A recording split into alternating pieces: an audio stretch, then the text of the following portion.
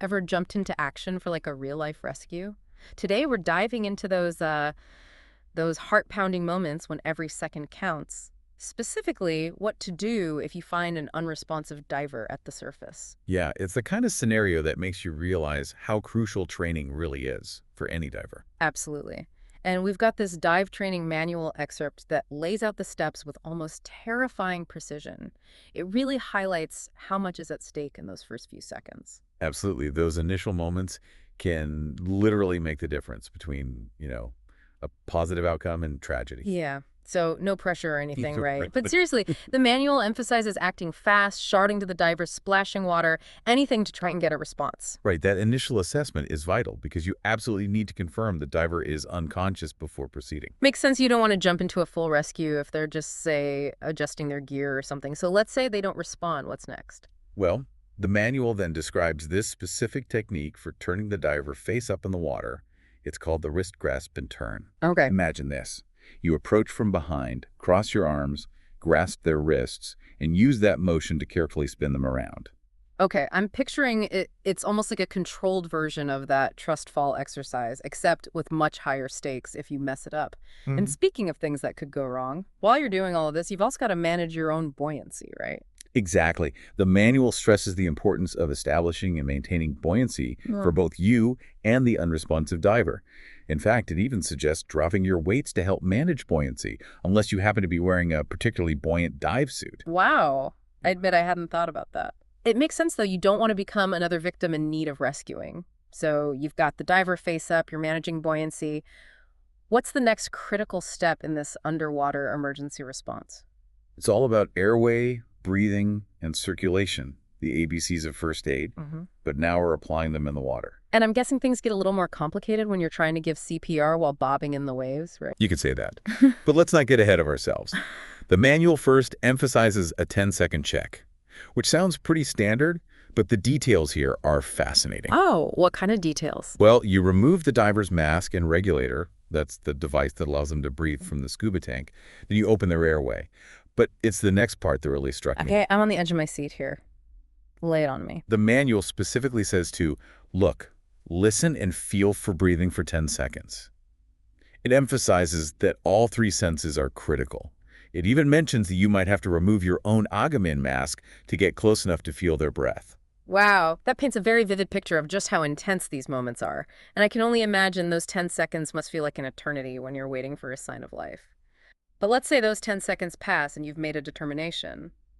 The diver is either breathing or they're not. What happens next? Because the manual seems to branch off into two distinct paths at this point. You're right, it does. And each path comes with its own set of challenges and decisions. Let's start with this slightly less dire scenario. The diver IS breathing. Okay, so there's a sigh of relief, but you're definitely not out of the woods yet. What does the manual say to do in this situation?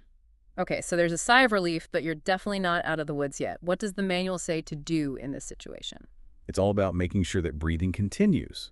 Your role becomes maintaining their airway while getting them to safety as quickly and as carefully as possible. So you're like a guardian angel, keeping them afloat and breathing until help arrives. But what if, after those agonizing 10 seconds, you realize the diver isn't breathing? That's when things get really serious. Yeah, you're right. The stakes just got a whole lot higher. The manual is very clear here. You immediately begin in-water rescue breaths, and it stresses the importance of those first two breaths being slow and deliberate. It sounds like they're emphasizing quality over quantity at that crucial moment. Exactly. It's about getting those lungs working again. And depending on the diver's response to those initial breaths, you're faced with another fork in the road. Okay, so let's break down that fork. Scenario one, those rescue breaths work their magic and the diver starts breathing on their own again. Best case scenario. But just like with a breathing victim, your job isn't done. You still need to support their airway and get them to safety because there could be underlying issues that led to the incident in the first place. Right, like maybe there's a medical reason they went unresponsive. It's not over till it's over. But let's talk about that other more difficult path. What happens if those initial rescue breaths don't get the diver breathing again? That's when those split-second decisions become absolutely crucial, and the manual lays out a few different scenarios to consider. Ideally, there's a boat nearby, or you're close enough to shore that you can signal for help and get to safety quickly. Right, because even in a best case scenario, you've got a potentially unconscious person to tow through the water, which is Yeah. no easy feat. Absolutely. And this is where the manual introduces a concept called the 5-minute rule, which really highlights the need to weigh different risks. Imagine this. You're alone with an unresponsive diver, and every minute feels like an hour. Do you stay and continue rescue breaths, hoping to keep them alive until help arrives? Or do you try to tow them to safety, knowing that every second without oxygen could cause further damage? That's the dilemma the 5-minute rule tries to address. That's heavy stuff. So how does this 5-minute rule actually play out in those high pressure moments? The manual is surprisingly clear-cut. If you're within 5 minutes of help, whether it's a boat, the shore, or even other divers, you continue rescue breaths while towing the diver towards safety. Okay, that makes sense. You're close enough that those continuous breaths could be life-saving, and the extra few minutes spent towing aren't as critical. But what if you're further out? What happens then? That's where the 5-minute rule becomes even more crucial. If you're beyond that 5-minute window, the recommendation shifts. The manual advises providing rescue breaths for 1 to 2 minutes while closely monitoring the diver for any sign of life, any response at all. So you're buying a little time, hoping for a miracle, but also acknowledging the very real possibility that you might be facing a losing battle. It sounds like a heartbreaking risk assessment, It is, and here's where the manual gets really interesting because it addresses a question I'm sure many people have in this situation. which is, don't leave me hanging. Why bother with rescue breaths at all if you can't even check for a heartbeat in the water? You're reading my mind. It seems counterintuitive, especially when you're already dealing with so many other factors.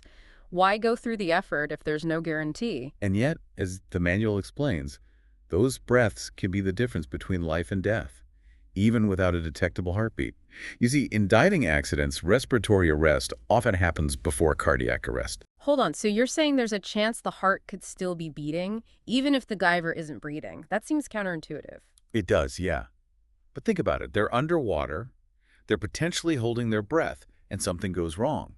Breathing stops first, but the heart might keep going for a bit, desperately trying to get oxygen to the brain. That's why those rescue breaths are so critical, even if you can't feel a pulse. So it's about buying time for the heart to keep going until you can get them to a point where, more advanced help is possible. Exactly. And the manual points out that the survival rate for respiratory arrest is significantly higher than for full cardiac arrest. Those initial breaths, that quick response, could make all the difference. Okay, that makes sense. But I imagine there's another side to this coin. What if the heart isn't beating and you're spending like precious minutes on rescue breaths when what they really need is CPR on land? That's the incredibly tough judgment call the manual highlights. And it acknowledges that in cases of full cardiac arrest, prolonged rescue breathing in the water might actually delay getting the diver to shore and starting CPR. So it's a delicate balance, trying to give them every chance while also being realistic about the situation. Exactly. But it's important to note that the manual does point out that current research suggests the benefits of in-water rescue breaths generally outweigh the risks. Especially if you're like a skilled rescuer who can manage both breaths, A and D towing effectively, right? Precisely. It's another reminder of why training and practice are so essential. It really puts into perspective how much knowledge and skill are packed into responding to these emergencies. It's not just about like knowing how to dive, it's about being prepared for the what ifs. Absolutely. And, going through this manual, it makes you think, what other skills and procedures are out there that we haven't even touched on?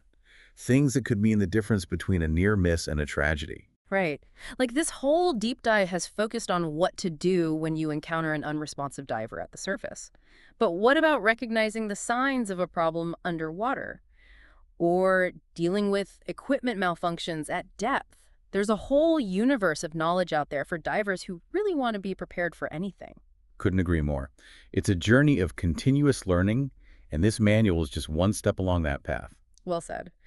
And on that note, for our listeners who are feeling inspired to, dive deeper, pun intended, into underwater safety and rescue procedures, we'll be sure to link some incredible resources in the show notes. Because as we learned today, knowing what to do in an emergency can quite literally make all the difference. It could save a life, maybe even your own, or that of your dive buddy. That's a powerful thought to end on.